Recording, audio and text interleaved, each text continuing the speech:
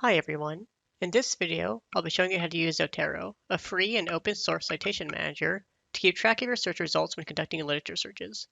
In this video, I will introduce Zotero's features and show you how you can use Zotero to stay organized during a literature search. Then I will show you how to exploit your search results from PubMed and OneSearch and how to import those results into Zotero. So what is Zotero? Zotero is an open source citation manager, meaning it is completely free for everyone. I like to use Zotero because all the features are available without paying for anything, and you can use Zotero regardless of where you work or study in the future. Citation managers are programs that collect and organize your citations, making it easier for you to keep track of your research without having to constantly research the databases or have tons of bookmarks. In addition to keeping everything in one place, Zotero allows you to create folders and organize your citations to help you work productively.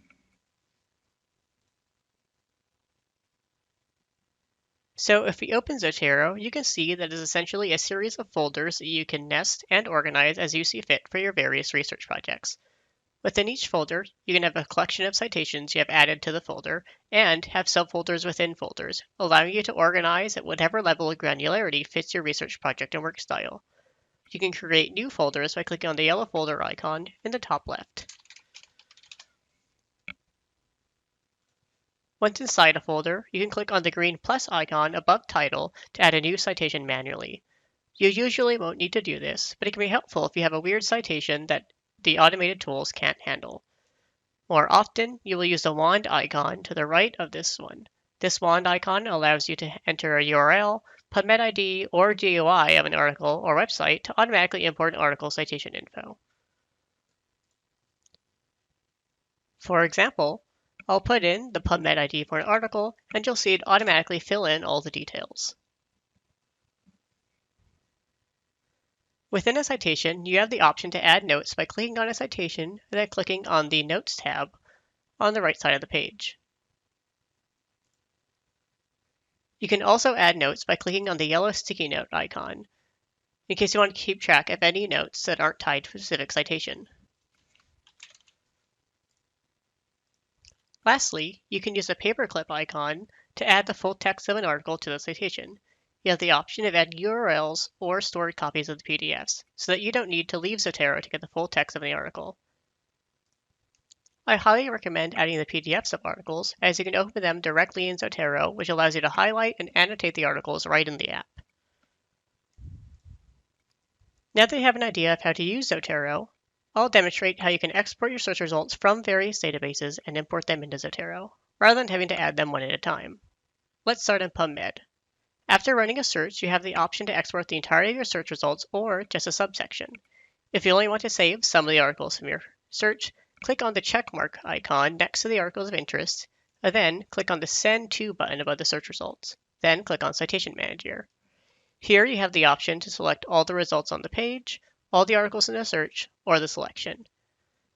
Then click on the Create File button and save the file. Next, I'll show you how to export results from OneSearch. After running a search in OneSearch, you will see a blue folder icon to the right of each article in the search. Just like with PubMed's checkboxes, you'll want to click on this icon for each article you want to save. Once you've selected a few articles, scroll up to the top of the page and click on Folder on the right-hand side of the page. You will see that this folder has all the articles we just selected from our search results. Next, click on the Export button on the right-hand side of the page.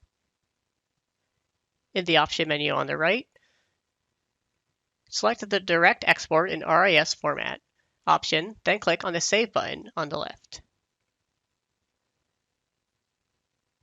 Here you'll note that we have this option to do a direct import using the Zotero plugin. In this case, we're not going to use it, and we'll download the file directly.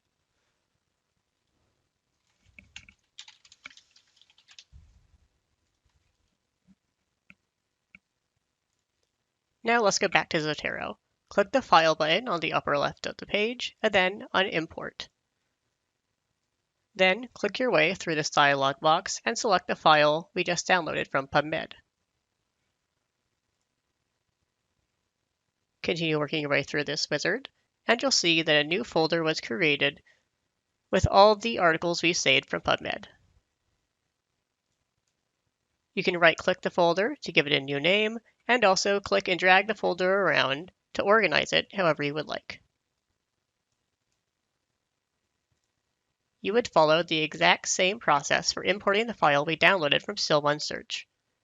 While I'm not going to go into detail about them in this video, note that Zotero also has a web version that you can use to connect to your citations without having anything installed on your computer, so long as you make a Zotero account and sync those accounts on all your devices. Zotero also has a browser plugin that allows you to quickly add citations from the browser without having to switch over to the Zotero app. You can find more info on all these features on Zotero's website at zotero.org. Zotero also has plugins that allow you to automatically add and format citations for a paper while using Google Docs. You can hear the Zotero tab here, or in Microsoft Word. The last thing to know is that there is a process you can use to bulk import PDFs of articles without having to manually attach them for each citation. This is a bit complicated to do, so if you would like help setting that up or help with any other aspect of Zotero, feel free to reach out to your liaison librarian.